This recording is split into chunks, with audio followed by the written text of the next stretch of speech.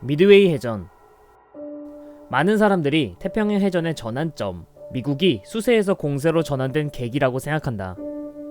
실제로 미 해군은 일본 최정예 부대라고 할 수 있는 1항공전대와 2항공전대의 항공모함 4척 모두를 수상시켜버렸으니까 말이다.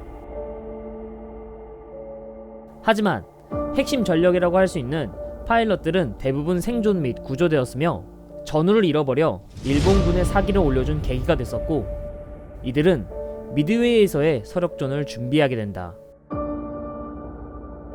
오늘 이야기할 네이비설은 태평양 전쟁 중 최정예 부대들 간의 싸움, 산타크루즈 해전이다.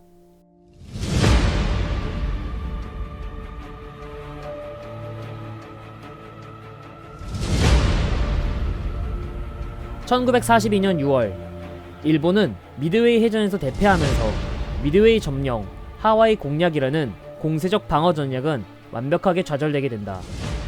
하지만 일본의 항공 세력은 여전히 남아있었고, 미국은 호주와의 보급선을 지키기 위해 툴라기 섬과 솔로몬 제도 과달카날 섬에 상륙한다. 이때 당시 과달카날 섬에는 일본군이 비행장을 건설하고 있었는데, 미군은 이 비행장을 빼앗았고 핸더슨 비행장으로 명령해 기지를 건설한다.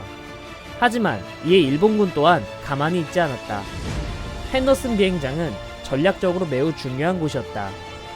일본군 입장에서는 이곳을 장악하면 호주와 미국 간의 해상 보급로를 견제 및 호주를 고립시킬 수 있었다. 반면 미국의 경우 핸더슨 비행장을 지켜내면 호주에 있는 항공기지와 함께 일본의 항공 세력을 차단하는 게 가능해진다. 이에 일본군은 정규 항모 쇼카쿠급 1번함 쇼카쿠와 2번함 즈이카쿠, 경항모 류조를 중심으로 이루어진 기동부대를 보냈고, 이를 막기 위해 미국은 요크타우급 2번함 엔터프라이즈와 렉싱턴급 2번함 사라토가, 와스프를 해당 해역에 보냈으며 8월 24일과 25일 이틀간의 교전 끝에 엔터프라이즈가 중파되긴 했지만 류조를 격침시키면서 핸더슨 비행장을 막아내는 데 성공했다.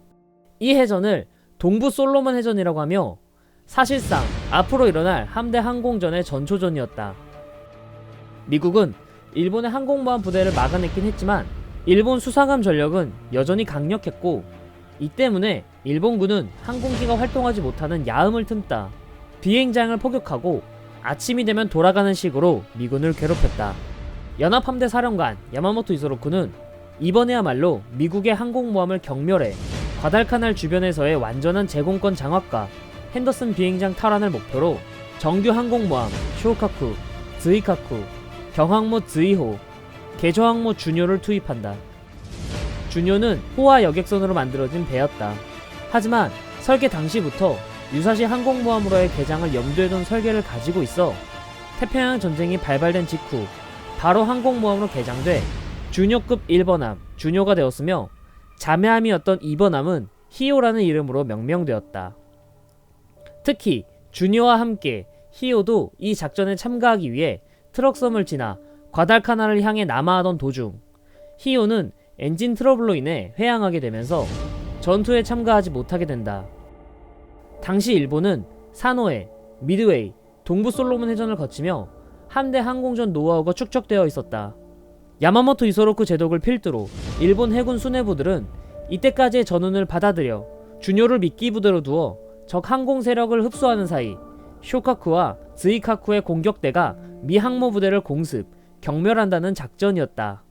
이때 현장 지휘를 맡은 사람은 미드웨이 해전에서 4척의 항공모함을 이끌었던 나구모 주이치 제독이었다. 이런 일본의 행동에 미국 또한 눈치채고 있었다. 윌리엄 호시 제독은 과달카날과 핸더슨 비행장을 지키기 위해 엔터프라이즈의 TF-16과 호넷의 TF-17을 보내 요격하기로 한다. 홀시 제독은 10월 24일 TF-16과 TF-17 함대를 산타크루즈 제도 북서쪽에 매복시킨 뒤 일본 함대가 과달카날을 공격하면 측면에서 기습을 가해 미드웨이 해전의 영광을 재현하고자 했다. 10월 25일 일본군은 미 항모부대를 찾기 위해 수색 활동을 활발히 진행한다. 일본은 전운을 교훈 삼아 수색에 더 많은 항공기를 사용하도록 지시했으며, 시간 차이를 두고 정찰기를 발진시키는 2단 색적으로 미드웨이 때 부족했던 정찰력을 강화했다.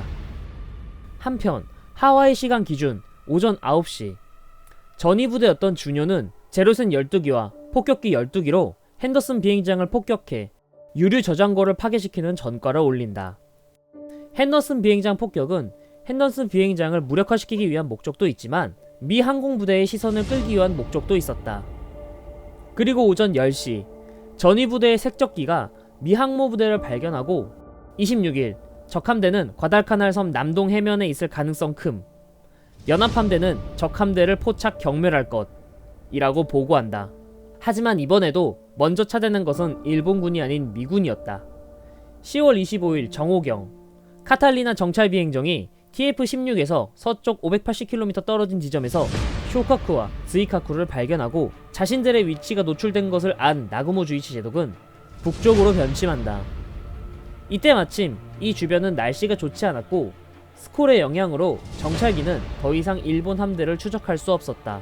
일본 함대를 발견했다는 보고를 받은 토마스 킨케이드 제독은 곧바로 해당 해역으로 돈틀리스 폭격기 12대를 급파한다.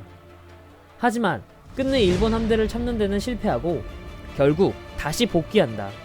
이때 당시 엔터프라이즈에 도착한 함재기들은 야간 착함을 했다.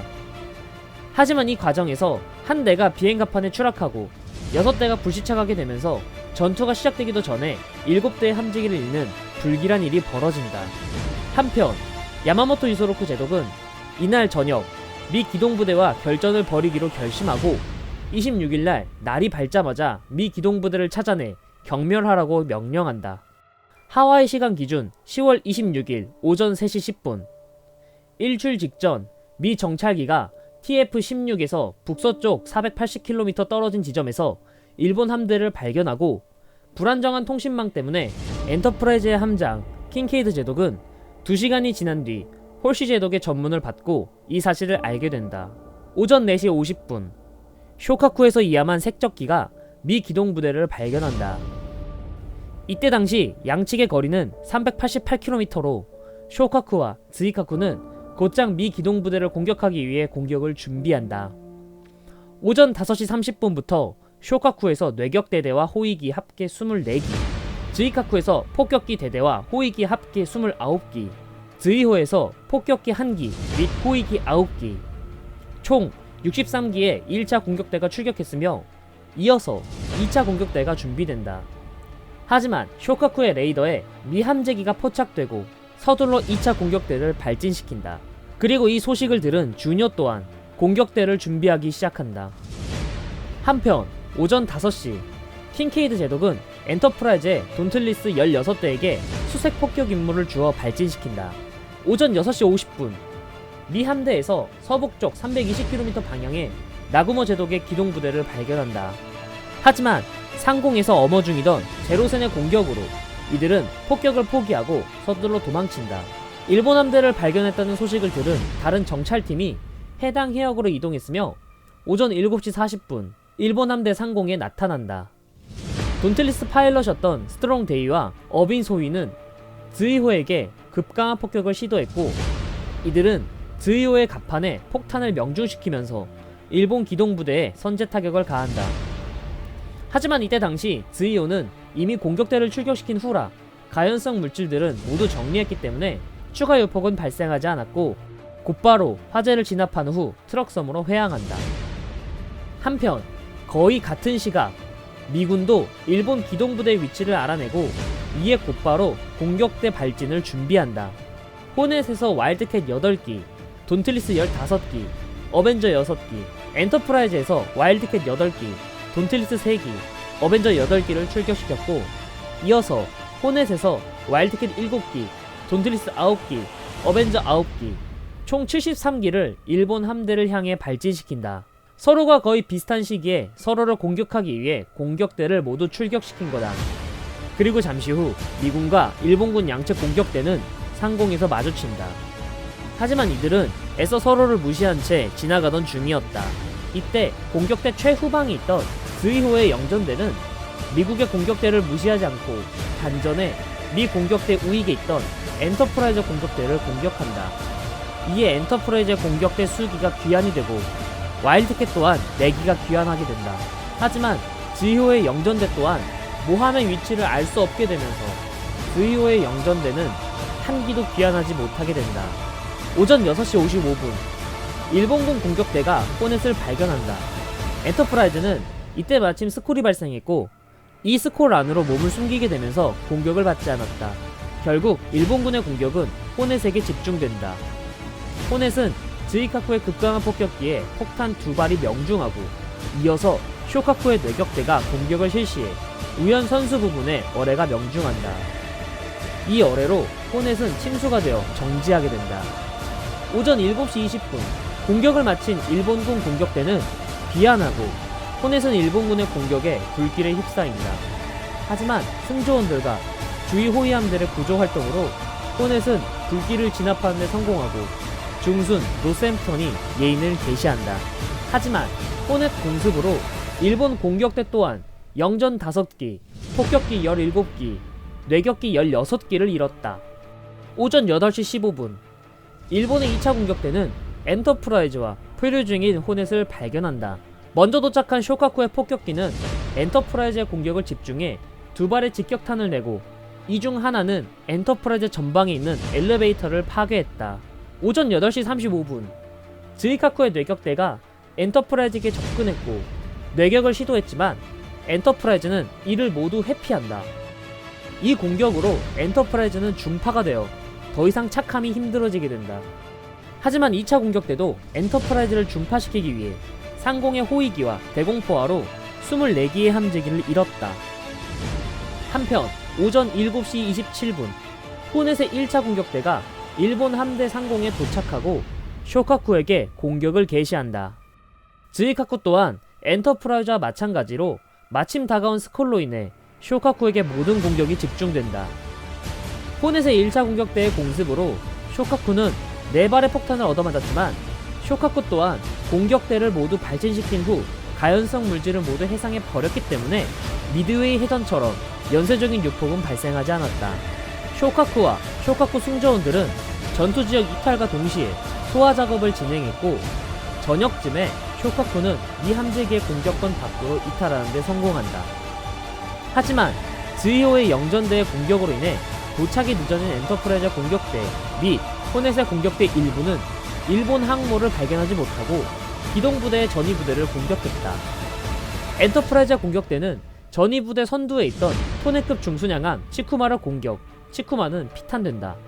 준요의 전위부대는 공격을 받자마자 기동부대 본대에 합류하기 위해 움직였고 준요는 피탄당한 쇼카쿠를 대신해 항공전 지휘를 위임받는다. 이에 오전 7시 준요에서 제1차 공격대 29기가 발함하고 오전 9시 15분 미 기동부대를 향해 공격을 개시한다. 하지만 스콜 때문에 시계가 안 좋아 공격대의 공격이 엔터프라이즈에 집중되지 못하고 분산된다.